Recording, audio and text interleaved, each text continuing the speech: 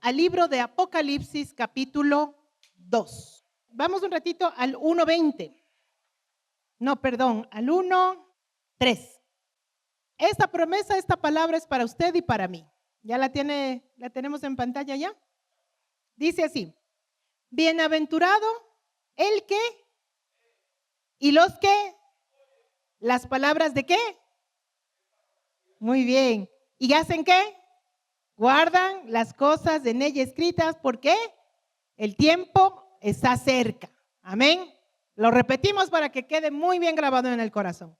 Bienaventurado el que lee y los que oyen las palabras de esta profecía y guardan las cosas en ella escritas, porque el tiempo está cerca. Hay una bendición, una bienaventuranza, un algo especial de parte de Dios para quien hace dos cosas: lee y oye esta profecía. ¿A cuál profecía se refiere? Al libro de el Apocalipsis. ¿Qué significa Apocalipsis? Ay, que se va a acabar el mundo. No, significa revelación. Y esta revelación, ¿qué nos revela? Nos revela a Jesucristo. O sea, nos está revelando los planes de nuestro Señor en torno al Rey de Reyes y Señor de Señores, que es nuestro Señor Jesucristo. ¿Y por qué nos hace esta revelación y esta promesa? Porque el tiempo está cerca. ¿Qué tiempo está cerca? A ver, pónganse de acuerdo. ¿Qué tiempo está cerca? El tiempo de varias cosas. La más cercana para nosotros es el arrebatamiento. Ser tomados de un instante, en un abrir y cerrar de ojos, y de pronto estamos y al instante siguiente ya no estamos. Y los que se quedan a algo muy triste que se llama la tribulación, la gran tribulación, la manifestación del anticristo, etcétera. Y luego viene la venida de nuestro Señor Jesucristo en gloria, pone su pie sobre el monte de los olivos, se parte en dos de ese monte y viene otro evento más grande también que se llama el día de la ira del Señor, en donde todo lo que nosotros decimos: Señor, ¿por qué el mundo es tan injusto? ¿Por qué hay tanta aflicción, tanto dolor? Y muchos dicen: no pasa nada, comamos, vivamos, bebamos, que mañana moriremos, y luego de morir no pasa nada, solo se transforma la materia y no pasa nada. Y Dios es buenito. Los que creen dicen: no nos ha de pasar nada. Y el Señor dice que llega el momento en el que el Señor hace juicio y ejecuta su mandato. Y entonces la copa de la ira se derrama, y un montón de eventos de esos extraños que no podemos comprender, más allá no los podemos solamente imaginar, van a suceder. Así que usted y yo tenemos que tener conocimiento, leer y oír esta profecía, por cuanto el tiempo está cerca. Así que no hay tiempo ya, mis hermanos. No hay tiempo para decir: no, es que eso de buscar a Dios es para otras personas, es para los pastores, es para la gente que está en pecado. Yo soy buena gente, yo no robo, no mato, no digo malas palabras, yo no necesito de esto. O peor aún, decimos: no, es que Dios me tiene que bendecir a mí, porque Dios, o sea, Él ve que yo soy bueno, yo quiero sacar adelante a mi casa, a mi familia, entonces Dios me tiene que bendecir. Y por eso yo voy a la iglesia, porque si Dios no me bendice, me doy la vuelta y no vuelvo más a la iglesia. De pronto son cosas equivocadas que tenemos en nuestro pensamiento. Pero el Señor nos dice esta palabra, que hay que leer y que hay que oír para estar atentos, porque el tiempo está cerca. Y dice la palabra del Señor que Dios no tomará por inocente al que no estuvo atento a cumplir lo que Él dice. Así que no, pues que el Señor me va a entender, mi carácter, yo tengo que gritar, me peleo en las calles con quien sea, no hay problema, Dios me perdona. Sí te perdona, pero hay que estar atentos para escuchar lo que el Señor dice. Ahora sí nos vamos a Apocalipsis capítulo 2. Y el Señor nos da mensajes a las iglesias. Hace unas semanas el pastor Juan Leville, que nos visitó, nos dio un hermoso mensaje respecto de la iglesia, del mensaje a la iglesia de Sardis. Hoy quiero hablarles del mensaje a la iglesia de Éfeso. ¿Sí? Entonces vamos a entender qué es esto que vio el apóstol Juan. El apóstol Juan recibe el mensaje de parte de una persona maravillosa y especial. ¿De quién recibe el mensaje? ¿Quién le habla? El pastor sabe y los demás. Del Señor Jesús. ¿Cómo sabemos que es del Señor Jesús? Vamos a leer. Capítulo 2, versículo 1 dice: escribe al ángel de la iglesia en Éfeso, el que tiene las 7 estrellas en su diestra, el que anda en medio de los 7 candelabros de oro. ¿Quién es este personaje? El Señor Jesús. Para que usted sepa que el Apocalipsis es escrito en una manera que nosotros tenemos que ir descifrando qué son los símbolos que nos representan. Pero no es tan difícil como muchas personas creen, que leer el Apocalipsis es súper complicado. Realmente no lo es. Hay que ir entendiendo las figuras. No lo podemos entender en su totalidad, sino hasta cuando suceda. Pero vamos haciéndonos una idea de cómo es que va a resultar. Si nos tomamos el Apocalipsis de forma literal, ¿qué me vas a decir algo? Ya, un corte comercial. Para entender mejor el Apocalipsis, a partir de este sábado a las 4 de la tarde vamos a tener enseñanza específica del Apocalipsis. Creo que de la Biblia la tenemos que conocer todas, pero esto que viene es para nosotros lo que nos corresponde estudiar y aprender. Listo, luego dado el corte comercial volvemos. Para que usted vea que no es tan difícil comprender, vamos a regresarnos un momentito al 1:20. Y dice: el misterio de las 7 estrellas que has visto en mi diestra y de los 7 candelabros de oro son las 7 iglesias y los 7 ángeles. Las 7 estrellas son los ángeles de las iglesias y los 7 candelabros que has visto son las 7 iglesias. Pausa ahí. Entonces estamos hablando de que el Señor Jesús, quien es el que tiene las 7 estrellas en su mano y los 7 candelabros en su mano, y como cantábamos al inicio, antes de empezar la palabra, Él tiene el control. El hecho de que haya visto el apóstol Juan en la mano del Señor las 7 estrellas y los 7 candelabros, quiere decir que Él tiene el control. Cuando algo está en la mano del Señor, quiere decir que Él tiene el control. Y Él dice que tú estás en la mano del Señor. Entonces, ¿quién tiene el control de tu vida? Se llama Jesucristo. Así que cuando el control de la vida tuya está en las manos del Señor, a ti no te queda otra cosa más que relajarte y disfrutar del viaje. Ay, que a veces el viaje es como la montaña rusa, pero que estás en la mano del Señor. Amén. Volviendo entonces al capítulo 2, versículo 1. Aquí dice la palabra que el Señor Jesús le dice este mensaje a las 7 iglesias y a los 7 ángeles. Entonces vamos a entender que ángel viene a ser el mensajero correspondiente de cada iglesia. ¿Quién es el mensajero? Si podríamos ponerlo de alguna manera, viene a ser el pastor de la iglesia. Entonces, si le pusiéramos que el mensaje es para esta iglesia, ¿a quién le está hablando el Señor? A ese caballero que está sentado por ahí, como correspondiente al mensajero para esta iglesia. Amén. Y entonces las iglesias, dice la palabra, que son 7 iglesias. Si vemos cuáles son, pues ahí está cada una con sus nombres y podemos numerarlos de Éfeso, etcétera. Pero este no es el punto hoy. El punto hoy es que como son 7 iglesias, si ponemos a contar, hacer una evaluación de las iglesias en el Ecuador, ¿cuántas nomás eran, Mauri? 7,800 iglesias hay en el Ecuador. Entonces, ¿cómo que son 7? Hay 2 maneras de interpretar, hay 2 maneras que han encontrado los teólogos estudiosos de cómo funciona este mensaje a 7 iglesias y en el mundo hoy serán no sé cuántos cientos de miles. 2 opciones. La una, que son las iglesias a medida que ha pasado la historia, en un tiempo estuvo manifestada la iglesia conforme a Éfeso y así avanzando por los tiempos de la historia de la iglesia.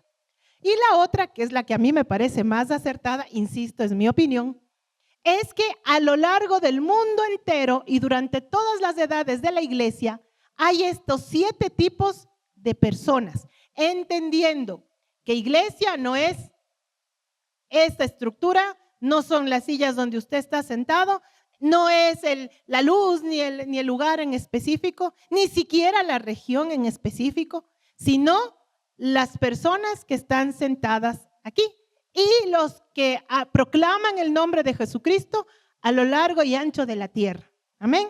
Entonces, usted puede ser Éfeso, o usted puede ser parte de la iglesia de Esmirna, o de Tiatira, o de Pérgamo, o de la Odisea, yo no sé. Usted es el que tiene que hacer un examen de conciencia. Es como si ahorita les estoy haciendo un test de personalidad espiritual y usted me puede decir, sí, yo estoy por ahí. Y esto le puede servir para ubicarse en el ambiente espiritual y en el ambiente ministerial en donde está usted. Entonces hoy vamos a hablar de la iglesia de Éfeso. Y para poder entender qué importancia tiene la iglesia de Éfeso para mi vida, porque a final de cuentas usted ha venido para escuchar una palabra para usted, ¿sí o no? Usted ha venido a escuchar una palabra para usted, algo que le va a servir para su casa, para su vida, y le va a servir obviamente a la iglesia en la que usted se congrega. Amén. Entonces me va a prestar atención y vamos a ver qué tanto de Éfeso tenemos. ¿Ok? En el versículo 2 dice el Señor: yo conozco tus obras y tu arduo trabajo y paciencia, y que no puedes soportar a los malos, y has probado a los que dicen ser apóstoles y no lo son, y los has hallado mentirosos. Entonces el Señor Jesús empieza a darles las características de la iglesia. Quiere decir aquí que el Señor inicia este mensaje diciendo: yo conozco tus obras. Entonces yo quiero que tú te ubiques en esto. El Señor está diciendo: Marco, yo conozco tus obras. Juan, yo conozco tus obras. Gladys, yo conozco tus obras. Elizabeth, yo conozco tus obras. Y póngale su nombre y el Señor le dice: yo conozco tus obras. Entonces uno puede decir: ¡ouch! Señor, ¿sabes de esas obras que no son tan agradables? Y el Señor te dice: sí, las conozco. Y de pronto usted se siente feliz, dice: entonces sí conoces las obras que yo he hecho. Y puede decirle el Señor: sí, sí conozco tus obras. El Señor te conoce. El Señor en un salmo te dice: yo conozco tu levantarte y tu acostarte. Yo conozco tu entrar y tu salir. Y yo sé por qué piensas lo que piensas y reaccionas como reaccionas y hablas como hablas. Porque yo te conozco más de lo que tú mismo te conoces. Porque sí o no, hermanos, que hay veces que uno se levanta y dice: no sé por qué me siento así. Yo no sé por qué esta mañana tengo una tristeza de esas que no me da ganas ni de levantarme de la cama. Yo no entiendo por qué me enoja tanto tal o cual situación.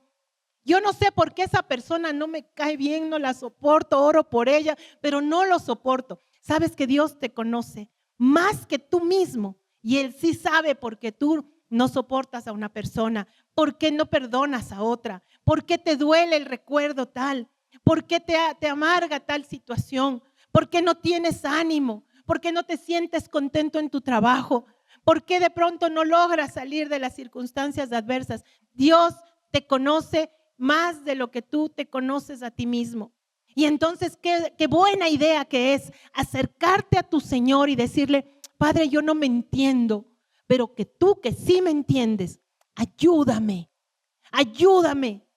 y sáname y sálvame y cambia esto que siento y que vivo y que percibo, pero Señor, que se haga tu voluntad y no la mía. Amén.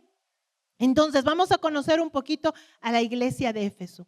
Éfeso era una ciudad, un lugar que era uno de los más importantes, por no decir el más importante de Asia Menor.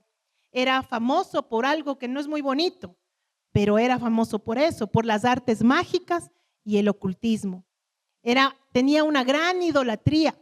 Uno de los templos de ellos era considerado inclusive una maravilla del mundo. Era el templo de la diosa Artemisa, que también la llamaban Diana. Era muy conocida, tal vez usted ha oído, Diana de Éfeso. Era un culto idolátrico.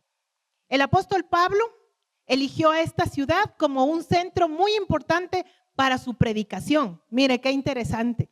El lugar donde había idolatría, un lugar donde había magia, un lugar donde había bastante perversión. Pablo, el Señor le mandó y le dijo: allí vas a hacer una iglesia.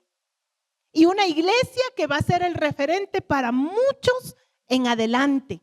Va a ser uno de los mensajes más importantes que deja el Señor Jesús para la iglesia de los últimos tiempos. No me estoy cambiando de denominación por si acaso. Sonó así, pero no. Esta es la iglesia que está viviendo los últimos tiempos. Mis amados, cada día que pasa nos acercamos más a ese día de la venida de nuestro Señor. Y usted y yo tenemos que estar atentos, pilas, despiertos en el espíritu. Y si usted duerme, le vamos a decirle, dígale a su vecino, despierta iglesia en el nombre de Jesús. Pero dígale, despierta. Y dígale iglesia, porque el que está a su lado es iglesia. Despierta en el nombre de Jesús, porque el tiempo está cerca. Esta iglesia es la que Pablo escogió y le dio un seguimiento muy grande. Y se hizo una iglesia importante. Y luego cuando Pablo terminó su ministerio y se despidió, se lo encargó a Timoteo, a su discípulo jovencito, que luego pues se hizo el encargado de la iglesia de Éfeso. Y Timoteo, según la tradición, murió como un mártir ahí, justamente en Éfeso. Esa es la historia a breves rasgos de esta iglesia. Y Éfeso significa deseada. Imagínense qué hermoso nombre. Y Éfeso, la iglesia de Éfeso pasó por 4 etapas que quiero que ustedes me acompañen para ir entendiendo por qué es este mensaje a la iglesia de Éfeso. La primera etapa le vamos a poner como nombre la etapa del nacimiento, cuando nació la iglesia. Hechos 19, del 17 al 20. ¿Me acompañan, por favor? No pierda Apocalipsis porque volvemos por ahí. El libro de Hechos, capítulo 19, para los que están tomando nota, y versículo desde el 17. Dice así: y esto fue notorio a todos los que habitan en Éfeso, así judíos como griegos, y tuvieron temor todos ellos. Y era magnificado el nombre de Jesús. Y muchos de los que habían creído venían confesando y dando cuenta de sus hechos. Asimismo, muchos de los que habían practicado la magia trajeron los libros y los quemaron delante de todos. Y hecha la cuenta de su precio, hallaron que era 50,000 piezas de plata. Imagínense ese avivamiento ahí. Imagínense que todos los hechiceros, los brujos, póngase a pensar cómo era ese asunto. Trajeron los libros de magia, trajeron sus elementos de hechicería y los quemaron y no les importó el dinero. De paso, aquí nos da una enseñanza. Cuando usted encuentre algún elemento de hechicería, de brujería o alguna cosa que usted incluso tenía idolatría, ay no, es que ese ídolo que yo tenía aquí es uno de oro que me regaló mi abuelita. ¿Usted qué va a hacer? No, es que el oro cuesta, sale un montón de plata, entonces un montón de dinero. Le voy a vender para con esa plata dar a los pobres. Y usted se pone así todo chévere. Y el Señor, ¿qué nos enseña aquí? ¿Qué fue hecho eso? Quemado. Y dice que fue mucho dinero el que se quemó ahí. Sin embargo, no es lo que importa el dinero, importa la libertad. Imagínense lo que pasó en ese día. Los enemigos, los demonios que estaban ahí acomodados en esa gente, representados por esas imágenes, utilizando esos libros para destrucción de la ciudad de Éfeso, la destrucción de las familias. El Señor puso en el corazón de ellos y fue quemado. Hay cosas, mis hermanos, que necesitas quemar. Hay cosas que tú no las puedes guardar. Hay cosas que tienes que sacarlas, físicas y espirituales. Hay cosas que uno como ser humano se las guarda adentro y dice, no, es que así soy yo. Este es mi carácter. Genio y figura hasta la sepultura, dice el dicho. Pero el Señor no vino para eso. El Señor vino para transformar incluso tu genio y hasta tu figura. Así que no solo el gimnasio cambia la figura. El Señor nos cambia la figura. ¿Y qué hay que hacer con la vieja persona?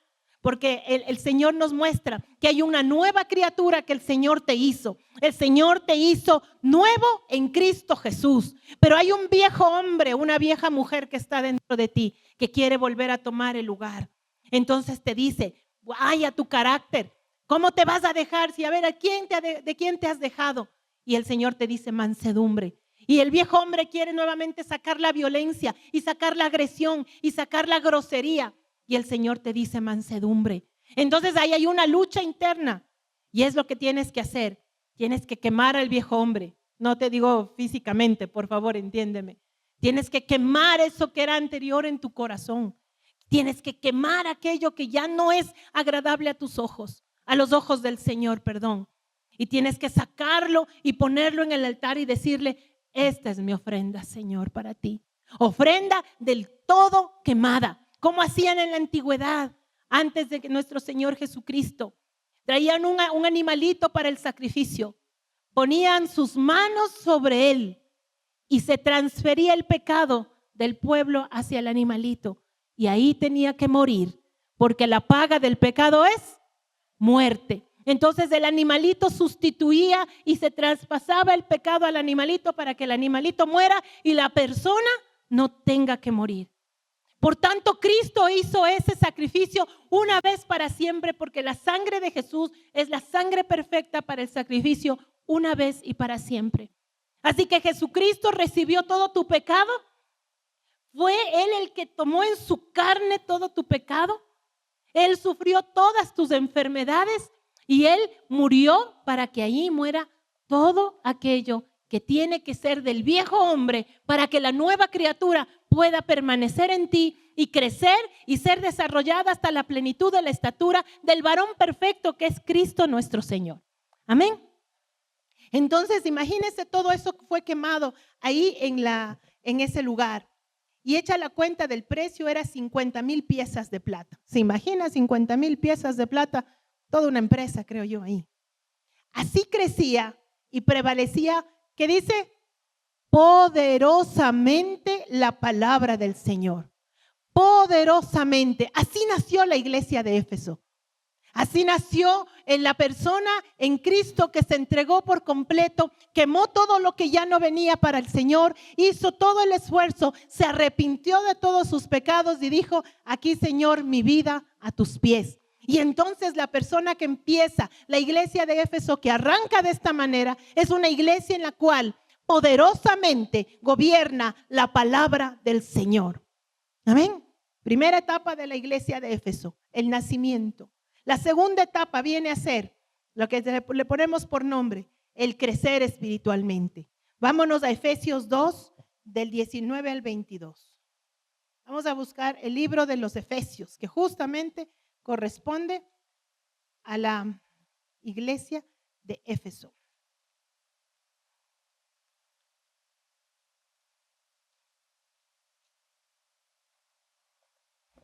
Dice así, ¿ya la tenemos?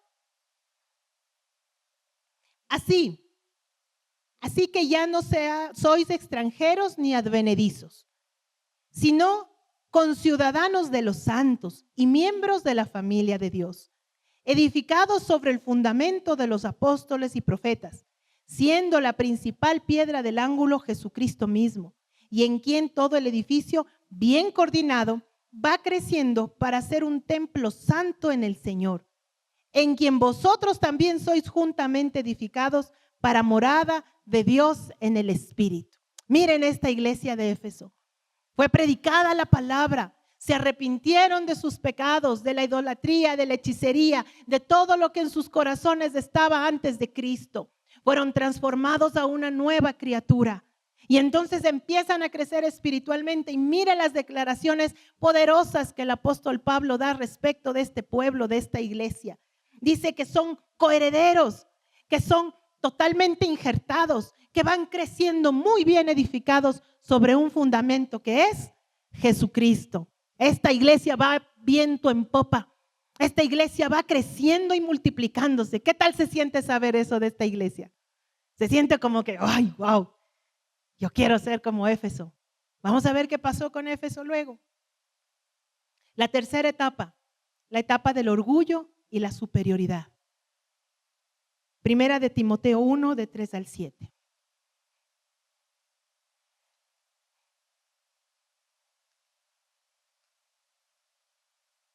¿Ya la tenemos? Todos atentos, no se ha dormido ninguno. Mírele al vecino a ver si no se durmió. Y si se durmió, delicadamente dígale: despierta, mi bien, despierta. Mira que ya amaneció. La pastora aún predica. El culto no se acabó. ¿Cuál les dije? 1 Timoteo 1, de 3 al 7. Eso para ver si están despiertos. Dice así: como te rogué que te quedases en Efeso, cuando fui a Macedonia para que mandases a algunos que no enseñen diferente doctrina. ¿De quién está hablando a quién? El apóstol Pablo le escribe esta carta a Timoteo. Por eso se llama primera epístola del apóstol Pablo, del apóstol San Pablo a Timoteo. Nos acordamos que al inicio les comentaba que el apóstol Pablo, una vez que ya partía a la presencia del Señor, le dejó encargando ¿a quién? A Timoteo, un joven desarrollado y crecido con una abuela cristiana, una mamá cristiana, una iglesia, una familia cristiana y muy bien enseñado a través del apóstol Pablo. Él, el muchacho ideal, el soltero ideal para cualquier chica. Hermanas, oren por un marido para sus hijas, tal cual Timoteo. ¿Ok? Amén. Dice, solo por acá dijeron amén. Listo, vamos. Dice: como te rogué que te quedases en Éfeso, cuando fui a Macedonia para que mandases a algunos que no enseñen diferente doctrina. ¿Qué pasó ya en Éfeso? Se empezó a colar ahí una doctrina diferente. Ni presten atención a fábulas y genealogías interminables que acarrean disputas más bien que edificación de Dios, que es por fe. Así te encargo ahora. ¿Hasta cuál les dije? Hasta el 7. Pues el propósito de este mandamiento es que el amor nacido de corazón limpio y de buena conciencia y de fe no fingida, de las cuales cosas desviándose algunos se apartaron a vana palabrería, queriendo ser doctores de la ley sin entender ni lo que hablan ni lo que afirman. Ay, mire lo que le pasa a esta iglesia. Se deslumbraron por falsas doctrinas, por genealogías interminables, o sea, querían saber de dónde era el linaje de tal o del cual. Ay, que yo soy, como decimos aquí, yo soy González. Mi apellido es de Abolengo. Soy Gómez de la Torre. Entonces, cuidado, yo soy Avilés, perdónenme. Y ahí empezaron ellos a decir lo que para ellos era importante. Vamos a trasladarlo como para esta fecha. Cuidado, yo soy PhD, yo soy magíster. No estoy diciendo que no hay que estudiar. Amados hermanos, especialmente los jovencitos, van al colegio, van a la universidad, que Dios les dé mucha bendición para que tengan maestrías, PhDs, magna cum laude, doctorados y todo lo que puedan en el conocimiento. Está perfecto. Siempre que eso no sea lo que ustedes pongan por encima del valor de ser hijos de Dios. El título más grande que un hombre o una mujer puede tener es ser llamado hijo de Dios. Pero cuidado, hay que hacerle quedar bien a nuestro papá. Les voy a contar una anécdota que a mí me dejó así. Estaba yo por dar a luz a mi segundo hijo. Estaba en los dolores del parto. Y llego a emergencias ahí para que me reciban al alumbramiento. Y empieza un quilombo ahí, una bulla, y una mujer gritaba: yo soy hija de Dios, y que no sé qué, y todos asustados. Y a mí no me van a decir nada porque yo soy heredera del reino. Y empezó con Biblia a declarar que ella era hija de Dios. Entonces yo estaba ahí asustada viendo qué pasa. Y atrás de ella venía un taxista reclamándole que le pague. Entonces yo dije, ¿qué? No, que imagina, eso le faltó a decir a ella, que Dios le pague. Entonces yo dije, Dios mío, qué vergüenza, santo Dios. Qué vergüenza. Lamentablemente, muchos que dicen ser hijos de Dios, no lo son. ¿Cómo sabemos que un hijo es un hijo de Dios? La Biblia dice porque es guiado por el Espíritu Santo. ¿Y usted cree que a un hijo de Dios que le guíe el Espíritu Santo va a dejarle al taxista sin pagar? No. Así que, mis amados, tenemos que llevar muy en alto el nombre del Señor que nos ha dado. Somos hijos de Dios. Diga, yo soy hija de Dios y le voy a hacer quedar bien a mi papá. Amén. Ok, entonces, volviendo a lo que estábamos. ¿Qué pasó con la iglesia de Éfeso? Éfeso se dejó llevar por palabrerías. Mis amados, yo les voy a llamar un poquito de atención. Yo sé que aquí mi esposo y yo no somos los más elocuentes predicadores. Hay muchísimo mejores que nosotros. Hay personas que tienen una capacidad de hablar, son hasta más elegantes, muchísimo más. Son fitness. Son bien peinadas y las mujeres unas pastoras maquilladas maravillosamente y sumamente bien vestidas. Mucho mejores que nosotros, de verdad lo digo, no lo digo con falsa humildad. Digo, y es más, yo digo, wow, tal vez algún día llegaré a ser así. Ustedes saben que admiro a muchos hijos de Dios, muchos siervos maravillosos. Y digo, gracias Señor por sus vidas. Pero muchos que son así, tienen una doctrina falsa. Tienen una vida que no representa lo que dicen en el altar. Tienen un comportamiento que no acompaña la palabra que predican. Y muchas veces incluso la palabra que predican no viene de aquí, que es la palabra profética más segura. Y echan mano de libros y de teorías y de doctrinas que no hacen bien a la iglesia, sino que la perjudican. Esto le pasó a Éfeso. Y el Señor Jesucristo nos advirtió que en este tiempo, en los últimos tiempos, según lo que nos dice de su propia boca el Señor Jesús, se amontonarán maestros que predicarán conforme a su propia concupiscencia. Y ahí es donde como iglesia, amados, ustedes tienen que estar sumamente atentos. Mi esposo y yo no somos pastores que les decimos, no escuchen a nadie, no oigan a nadie, solo lo que les decimos de aquí es la verdad y cualquier otra cosa que se les diga, eso está fuera de la Biblia. No es así, porque gracias al Señor, la iglesia buena, la de sana doctrina, está regada alrededor del mundo, pero dentro de la palabra nos dice que hay tanto trigo como cizaña sembrado en la misma tierra. El Señor Jesús nos lo dijo. Y nos dijo que al final del tiempo, cuando Él se ciña y venga con su hoz a cegar y a cosechar lo que Él ha sembrado, va a distribuir a un lado la cizaña y al otro lado el trigo. ¿Y cómo sabemos cuál es el trigo? Nuevamente, porque la palabra nos enseña, por el fruto lo conoceréis. El fruto, el trigo trae su pepita, la cizaña está vacía. Así que mis amados hermanos, usted y yo somos la iglesia. Usted y yo somos los hijos de Dios. Así que tanto usted como yo tenemos que estar atentos. Abrir los oídos, abrir los ojos, dejar al viejo hombre para que la nueva criatura que es guiada por el Espíritu pueda discernir quién a usted le está diciendo cosas que no vienen de Dios y quién a usted le están dando la palabra que viene de Dios.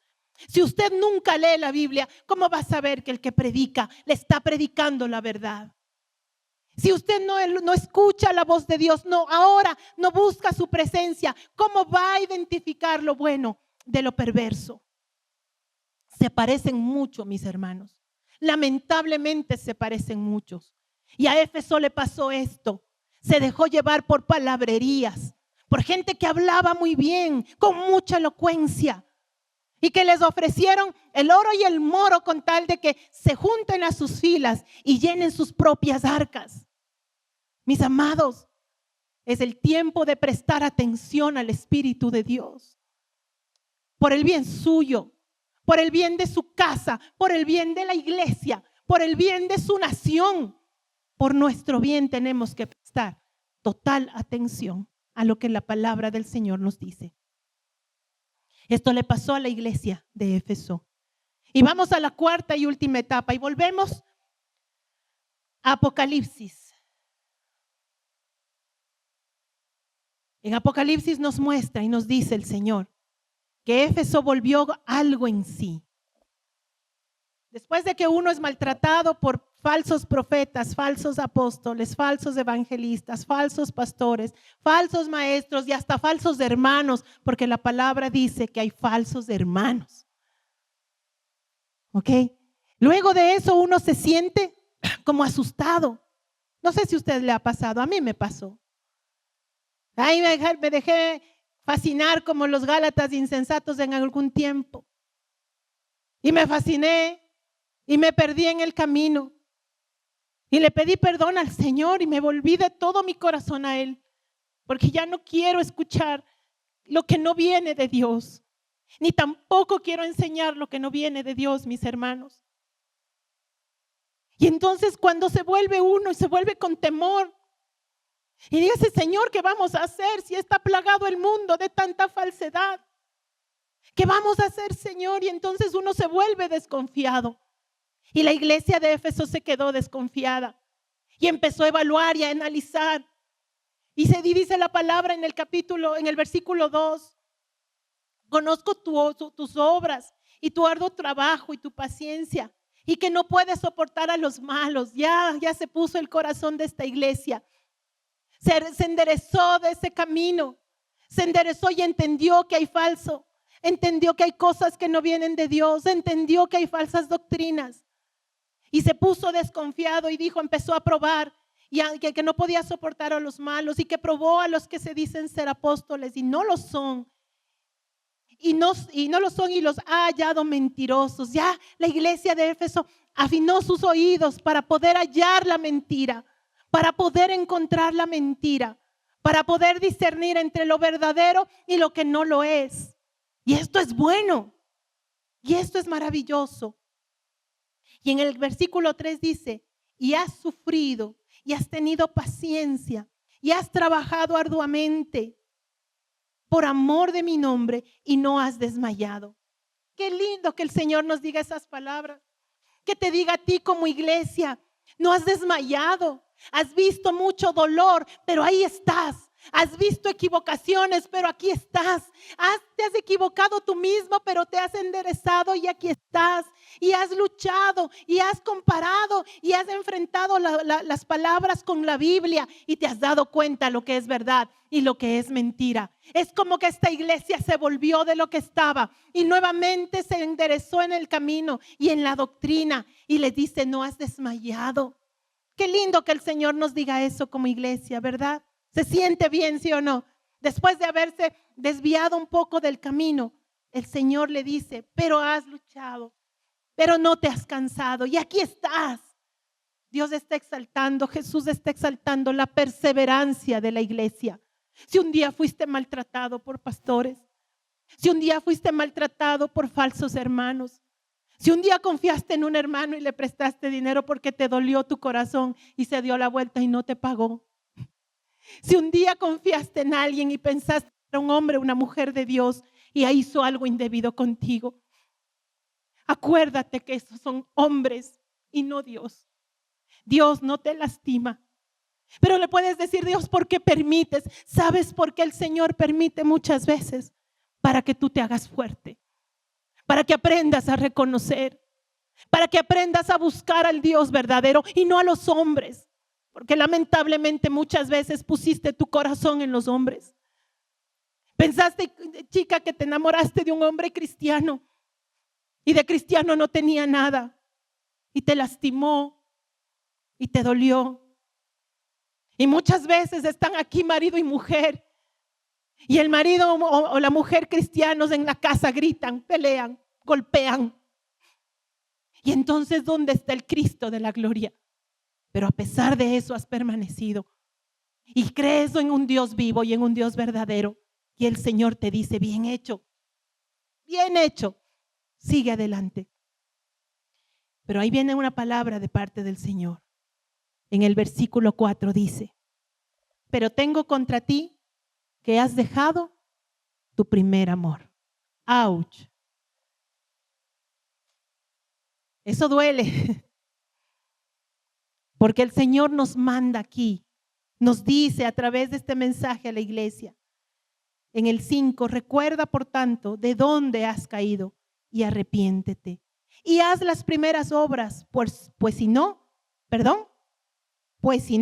vendré pronto a ti y quitaré tu candelabro de su lugar, si no te hubieres arrepentido. Pero tienes esto, vamos a quedar ahí. Primera instrucción de parte del Señor. ¿Qué va a pasar con el candelabro si no vuelve la iglesia al primer amor? ¿Qué era el candelabro? La iglesia. ¿Qué va a pasar con la iglesia si la iglesia no se vuelve a su primer amor? Muy bien, hermano José. ¡Pum! Con las manos le explicó todo. ¿Cuántas iglesias cristianas se han cerrado? ¿Cuánto dolor me da en el corazón saber que hay lugares que antes eran la iglesia y ahora son discotecas? Son lugares de perdición, antros de maldad. Qué tristeza me da cuando se escucha, aquí había una célula y ¿qué pasó? No sé, se disipó, se perdió, se desvaneció. ¿Saben por qué pasa eso? Porque la iglesia se olvida de su primer amor. Y el primer amor puede ser en dos sentidos. Acuérdense los que se han enamorado, cómo se sintió enamorarse por primera vez de esa persona especial. No le importaba si en la casa, cuando éramos adolescentes, no importaba si en la casa me mandaban hablando, pero me quedaba más tiempo con mi enamorado, con la novia, con el novio.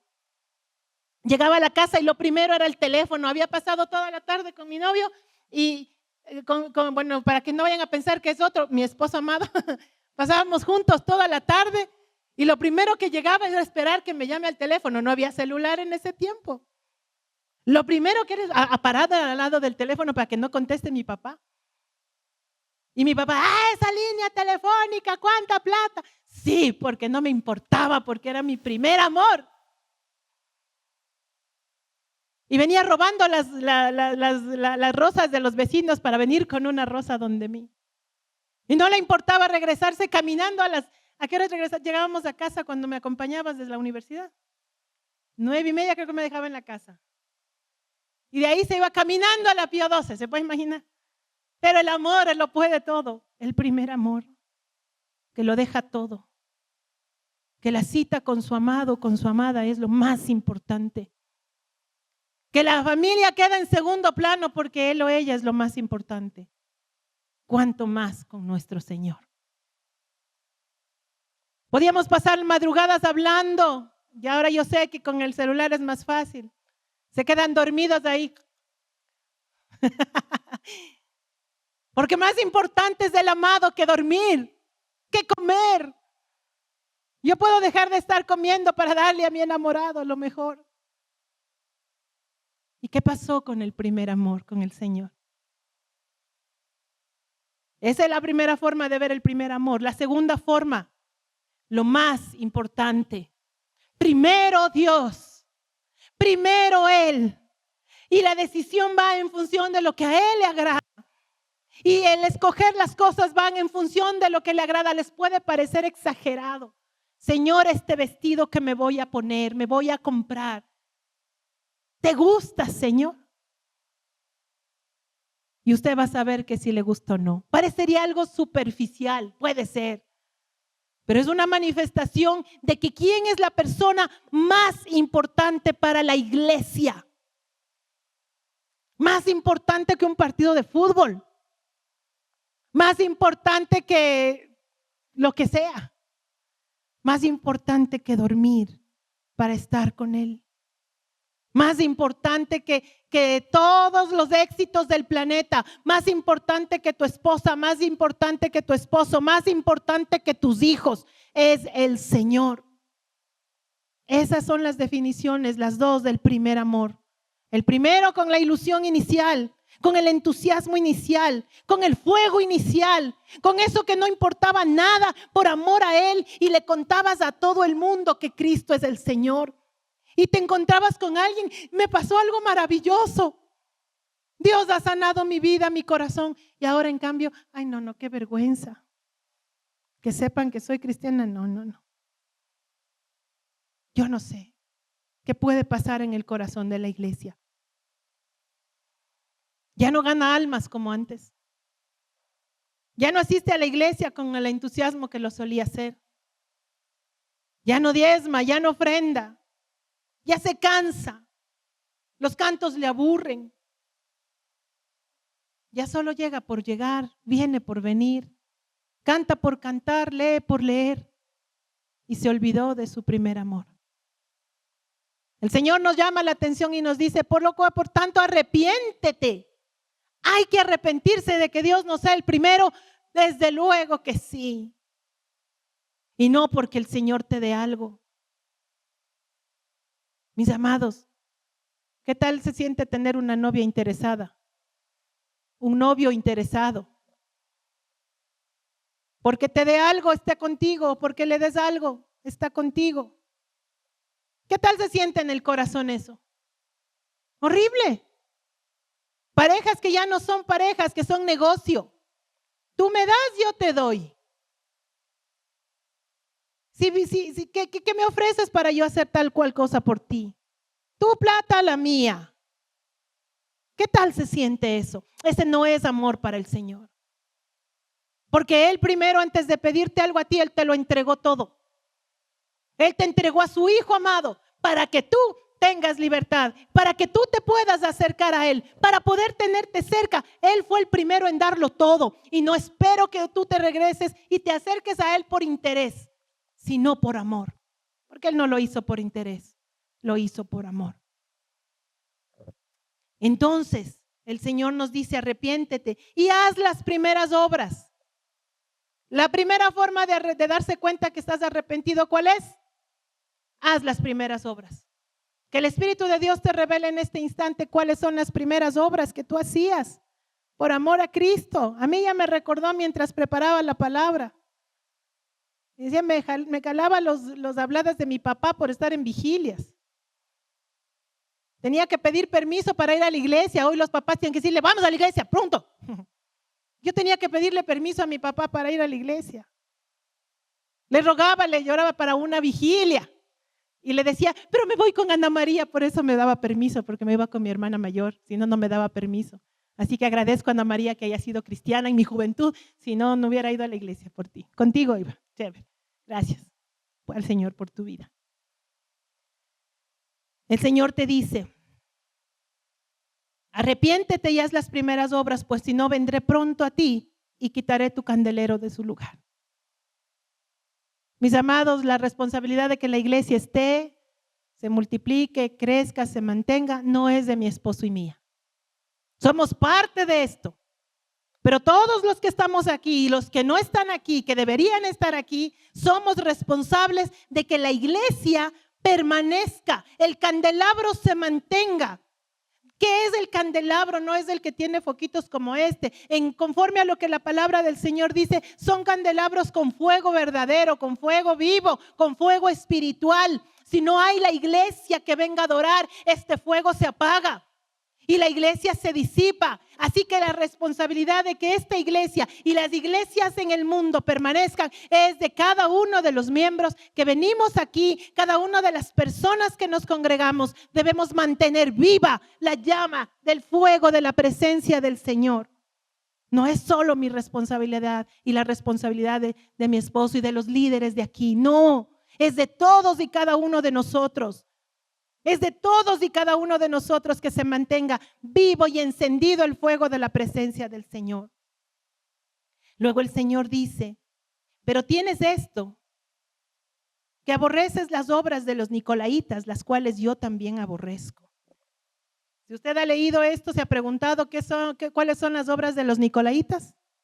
Si sabe cuáles son las obras de los nicolaítas. ¿Ha leído Apocalipsis? ¿Y por qué no ha averiguado cuáles son las obras de los nicolaítas? Llamado de atención, jalada de orejas.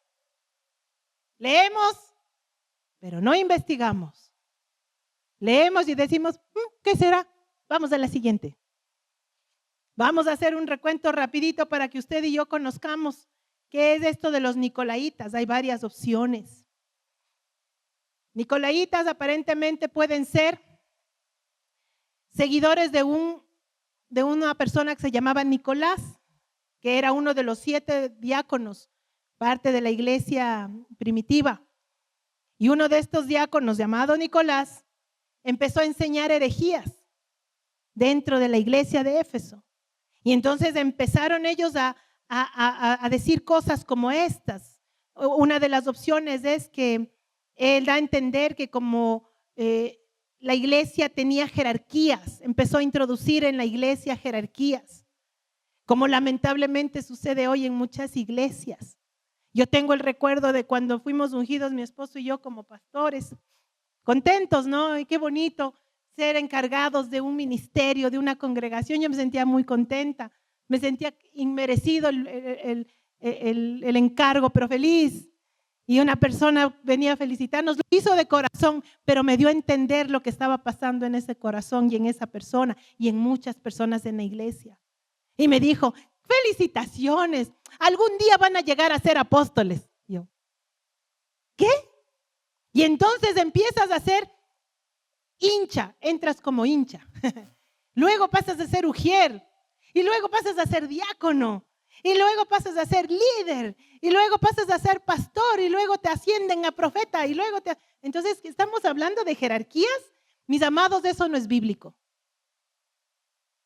Y eso es lo que muchas veces se ha compartido en la iglesia. Y entonces el pastor es por poco un rockstar. Inalcanzable para la gente. Entra con guardaespaldas. Cuidado, le extienden la alfombra roja porque es el pastor. No, ojo, no estoy diciendo que no debemos honrarnos los unos a los otros. Sin embargo, eso no es lo que debe suceder. Y entonces, como ya no nos conformamos con el título de pastor, ahora somos apóstoles. O somos profetas, o como sabe decir mi esposo a sus estudiantes, le dice, luego pasamos a ser arcángeles, seres vivientes. No me quiero burlar, mis amados. Respeto en gran manera los ministerios que Dios ha dado, los dones que el Padre dio. Él mismo constituyó, dice en Efesios, apóstoles, profetas, evangelistas, pastores y maestros. ¿Y están constituidos para qué? Para el crecimiento y la edificación de la iglesia, hasta que lleguemos todos los miembros a la estatura de la plenitud de Cristo, el varón perfecto. No para que la iglesia, los pastores, los profetas, evangelistas, maestros se enseñoreen de la iglesia. No, porque hay un solo Señor, un solo Salvador, Cristo, el Rey de Reyes y Señor de Señores. Amén. Y si ese aplauso le va a dar al Rey, por favor, délo con todo su corazón.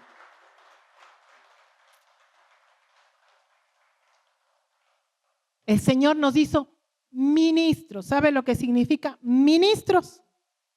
Mini. O sea, dice el Señor, el que sirve a los demás es el mayor. O sea que para ser el mayor, crecer en la vida espiritual, hay que servir. Nosotros, sus pastores, aquí estamos al servicio de la iglesia. Ojo, no somos sus empleados. Eso es algo muy distinto. Somos servidores suyos. Y oramos y preparamos la palabra y estudiamos para darles conforme al don que el Señor nos ha dado. Nos dio un poco más de capacidad de palabra. Bendito el Señor, está a su servicio. Pero no es para enseñorearnos sobre ustedes. Jamás te voy a decir, a ver, ¿a quién le digo? Ya sí, jamás te voy a decir, ven, te presento al marido que vas a casarte y te casas con él, punto. La mamá dice, denle nomás, pastora, no, mentira. Nunca me voy a enseñorear sobre tu vida, princesa. Ni te voy a decir qué hacer. Te enseño la palabra, decisión tuya si la haces o no. Amén. Por ponerles un ejemplo. Jamás te voy a decir, a ver, ¿a cuál? Carlitos, usted tiene que ofrendar el carro porque el Señor me reveló que su carro es para el reino. Si algún día le digo eso, Carlitos, diga, pastora, que Dios le bendiga, me doy la vuelta y me voy. ¿Me expliqué? Jamás les podemos y les debemos decir ese tipo de cosas. Y si algún día ustedes encuentran un siervo que hace eso, corra por su vida. Huya por su vida. Porque ese no está interesado en usted, ni en el Rey de Reyes, sino en su propio beneficio. ¿Ok? Otra posibilidad de esta doctrina de los nicolaitas es la autocomplacencia que dicen enseñó este hombre. La autocomplacencia se ve mucho en la iglesia de hoy, mis amados, donde te dicen, empodérate, levántate, porque tú eres Dios por poco. Hay iglesias que enseñan eso, que te dicen que Dios está en ti, por tanto tú eres Dios. Y que tú tienes que decir que sí se hacen las cosas y así se van a hacer. ¿Y dónde quedó la palabra que dice, pídeme conforme a mi voluntad, dice el Señor? Pero no, por cuanto tú eres hijo de Dios, el mundo y el universo tiene que obedecerte a ti por tu voluntad. No, amado. Eso lo hace el Señor por su voluntad. Y si Él te dio autoridad, es para que la sometas a Él y actúes conforme a la voluntad de Dios. Y entonces vas a ver que por cuanto has creído, todo lo que tú digas será dado conforme a la voluntad de Dios. Pero si el hombre se olvida de quién es la voluntad primordial, entonces el hombre se está volviendo simple y sencillamente una persona idolátrica, hereje, hechicero y todo lo que usted le quiera poner ahí. Amén. Otra posición de esto de los nicolaitas, que era un seguidor, eran seguidores de un tal Nicolás, profeta adivino, que provocó desviación moral y religiosa. Esa era la otra opción, otra de las posibles interpretaciones de lo que es la doctrina de los nicolaitas. ¿Ok?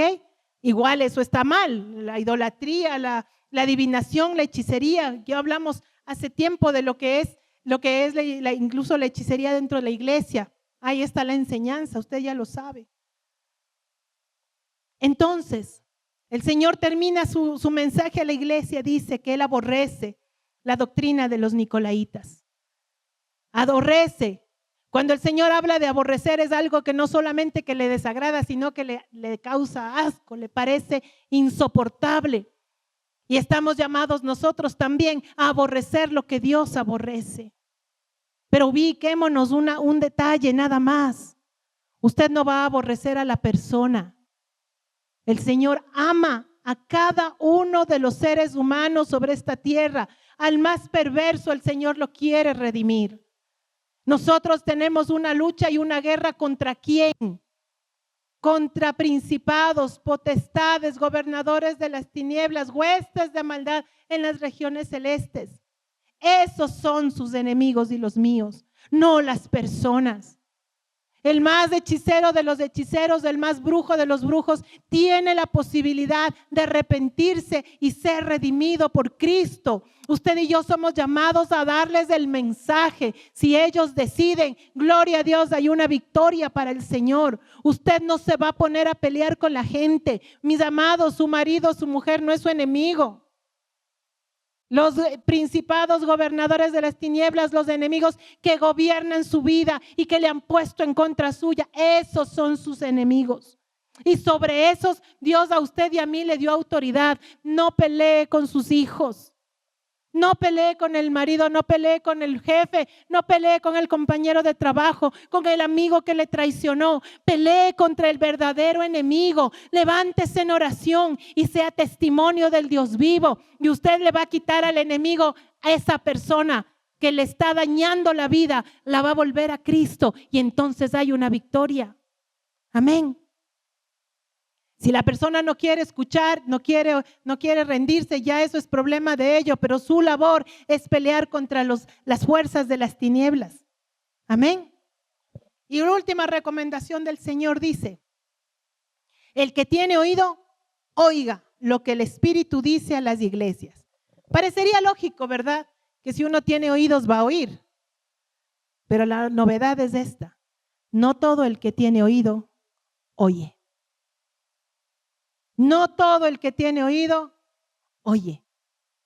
Así que usted y yo le vamos a pedir, Señor, dame oído para oír. Dame oído para oír, Señor. Dame la capacidad de obedecerte. Señor, mi debilidad es grandísima, pero te la rindo para que en ella se vea tu poder. Amén. Va a abrir su oído al Señor en el nombre de Jesús. Y dice el Señor, al que venciere, le daré a comer del árbol de la vida, el cual está en medio del paraíso de Dios.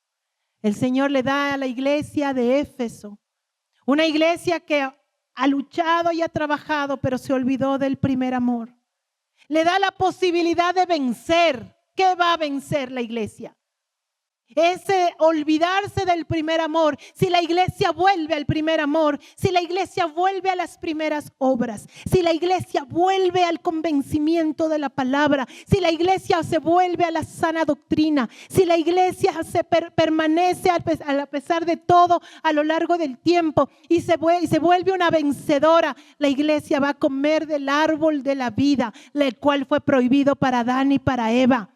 El Señor nos da esa bendición y vamos a saber de qué se trataba la fruta. Sería una manzana, una guanábana, lo que sea. Vamos a tener el conocimiento directamente de la fuente, que es del árbol de la vida, que es nuestro Señor Jesucristo. Qué promesa tan grande. Yo sé que no les emociona tanto como si les hubiera dicho, el Señor te va a pagar las deudas. Así, amén. No. Vamos a ver. El Señor te está dando una promesa maravillosa. El comer del árbol de la vida en el paraíso. O sea, ¿no te vas a dónde? Amén. ¿Ok? Vamos a ponernos sobre nuestros pies y vamos a orar.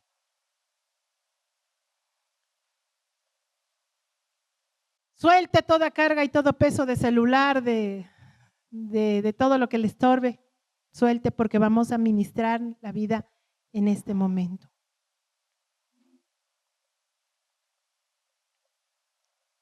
Vaya cerrando sus ojitos donde usted se encuentra. Cierre los ojitos. No se distraiga con nada. Si es que no quiere que sus pecados escuchen los de vecinos, ábrase un poquito y hable bajito. Porque este es el tiempo en el cual el Señor va a sanar las vidas, a restaurar corazones. Esto hace el Señor cada domingo, cada mañana, cada noche, cuando su pueblo le busca. Nunca se cansa el Señor de bendecirte. Nunca se cansa el Señor de sanar.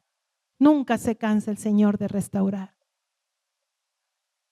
Cierra tus ojitos. Ahora sí. Padre bueno, Dios todopoderoso, qué lindo y qué grande eres tú, Señor. Qué hermosas son tus palabras y recibir un mensaje directamente a nuestro corazón es tan importante para nosotros, Señor, como iglesia.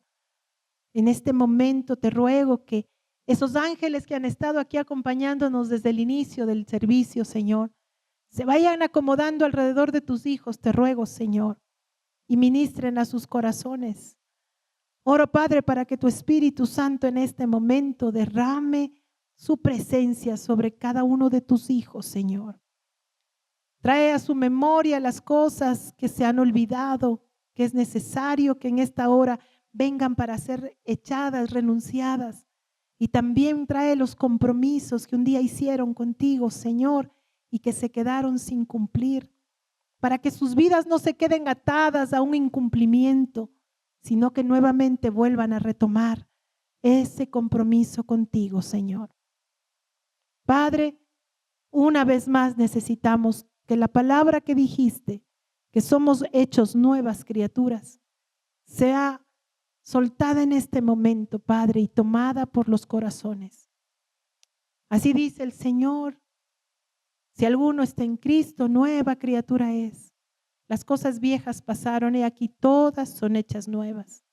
Ahí donde usted está, hijito de Dios, para que el Señor ministre su vida, dígale: hoy te pido que me hagas nueva criatura una vez más, Señor. La vieja persona que yo fui, Señor, tiene que quedarse ya en tu altar, a los pies de tu cruz, Señor. Dígale ahí donde usted está. Y tengo que renunciar, Padre, como me enseñaste a través de este mensaje, a las obras de los nicolaitas, Señor, a las falsas doctrinas.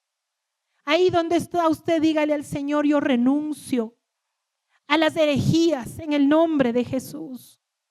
Hágalo con su boquita, porque la palabra dice que se confiesa con la boca para salvación. No piense que de pronto usted no lo ha hecho, no lo sabe. Tal vez ni siquiera lo recuerda. Tal vez usted se está anticipando con estas palabras para ser librado de todas estas cosas que no son buenas para usted como iglesia. Dígale: renuncio a las herejías. Renuncio en el nombre de Jesús a las falsas doctrinas. Renuncio en el nombre de Jesús a toda falsa profecía que me fue dada. Renuncio en el nombre de Jesús a las falsas profecías que creí. Renuncio, Señor, a toda enseñanza perversa que mis oídos escucharon. Renuncio, Señor, a pensar que hay otra fuente que no seas tú. En el nombre de Jesús, dígale al Señor. Renuncio también al orgullo. Dígale, amado hijito de Dios, que el orgullo a veces está tan camuflado en el corazón, tan escondido, pero daña, destruye, aparta de Dios. El Señor dice en su palabra que Él al altivo mira de lejos. Yo no quiero que el Señor te mire de lejos, hijito de Dios. Dile a Él: renuncio a mi orgullo. Renuncio a sentirme superior, a tener un concepto más alto de mí del que debo tener. Dígale al Señor: acepto mi valía como hijo de Dios, como hija de Dios. Renuncio al ocultismo, a la idolatría, a la magia, a la hechicería. Dígale al Señor: líbrame, Señor, de que esté yo engañado. Líbrame del engaño, Señor, por favor, líbrame de mis percepciones equivocadas, de los pensamientos intrusivos. Dígale al Señor: líbrame, por favor, Padre. Líbrame de entenderte mal. Renuncio al legalismo. Dígale al Señor: renuncio al legalismo. Renuncio a pensar que mi corazón y mi percepción es perfecta. Me someto a ti, Señor, dame luz, Espíritu Santo. Renuncio a la ceguera espiritual, dígale al Señor. Renuncio a la sordera espiritual, al espíritu de anticristo, en el nombre de Jesús. Dígale al Señor: me arrepiento, como dice tu palabra. Si te he dejado, si he olvidado el primer amor, Señor, por favor, ayúdame. Dígale al Señor: yo quiero que tú seas hoy y para siempre mi primer amor. Enciende el fuego que se está opacando, que se está apagando. Señor, enciende el fuego en mi corazón. Vuelvo a mí los pensamientos de amor que tenía de ti desde el principio. Cuando pensaba que nada es imposible para ti, Señor, hoy lo vuelvo mi mente y mi corazón a ti. Dígale al Señor: me vuelvo al primer amor. Estoy aquí para hacer tu voluntad, Señor. Estoy aquí para obedecerte. Estoy aquí para entregarme a ti, Jesús. Dígale al Señor. Quizás no le conoces, dile: quiero conocerte. Quiero ser tuyo para siempre. Quiero verte en mi vida, Señor, en mi casa. Quiero verte en mi casa, en mi familia, en mis hijos, en mi nación. Quiero verte para siempre, Señor. Sana mi alma, dígale al Señor. Sana mi alma, sana mis recuerdos. Sana mi pasado, Señor. Dame un nuevo futuro, una mejor vida, una comunión íntima contigo. Dile al Señor. Dile al Señor: pon en mí ese amor sobrenatural. Cambia mi corazón. Haz ese corazón conforme al tuyo dentro de mí, Señor. Renueva el espíritu recto dentro de mí. Ahora deja que el Señor te abrace, que el Señor te llene, que te llene de su presencia, de su poder, de su autoridad, porque vamos a hacer algo juntos como hermanos. Tú estás luego de irte de aquí en diferentes lugares. Y tú eres sal, hijito de Dios, y eres luz. Y hoy yo te pido que le cubras al lugar donde tú vives, al barrio donde tú estás, al trabajo donde tú trabajas, a la empresa donde estás. Y si eres alguien que vende, que va en las calles, al sector donde tú caminas. Esta tierra necesita de la manifestación de los hijos de Dios. Hoy vas a orar por ese lugar, ahí donde estás, el Señor te ha llenado y te ha dado autoridad. Le vas a pedir al Señor que bendiga ese lugar. Menciónalo, nómbrale la calle, el sector. Y dile: yo bendigo en el nombre del Señor el lugar físico donde me has puesto. Bendigo esta calle, bendigo este barrio, bendigo esta ciudad, bendigo este negocio, esta empresa. Yo lo bendigo en el nombre de Jesús. Pido tu protección, Señor. Que no se levante el maligno, el que roba, el que hurta, el que mata, el que secuestra, el que extorsiona en este lugar. Si tú eres un muchacho, una chica, dile en el colegio, la universidad donde tú estás. Bendice tu colegio, bendice tu universidad. Bendice tu barrio, tu casa, tus compañeros, tus amigos. Levanta tu voz y bendice en el nombre de Jesús. Pide la protección de los ángeles del cielo. Dile: Señor, manda tus ángeles a guardar el lugar en el que yo estoy permanentemente, el que visito, en el que estudio, en el que trabajo, en el que duermo, Señor. Sana, papito del cielo, este sector en el cual está esta iglesia, Señor. Cubre el valle de los Chillos, Padre. Que mengue la violencia en el Jesús. Damos la orden que retrocedan las tinieblas en el nombre de Jesús. Por cuanto aquí hay hijos de Dios que estamos para preservar este lugar, para hacer luz. Y las tinieblas no prevalecen contra la luz, no prevalecen. Así que esta oración hecha con autoridad será testimonio, y veremos que en el lugar en el que estamos, en el sector en el que estamos, hay un cambio verdadero, porque creemos en el Dios que nos ampara. En el nombre de Jesús. Amén y amén. Levanta tu aplauso para el Señor y bendícelo.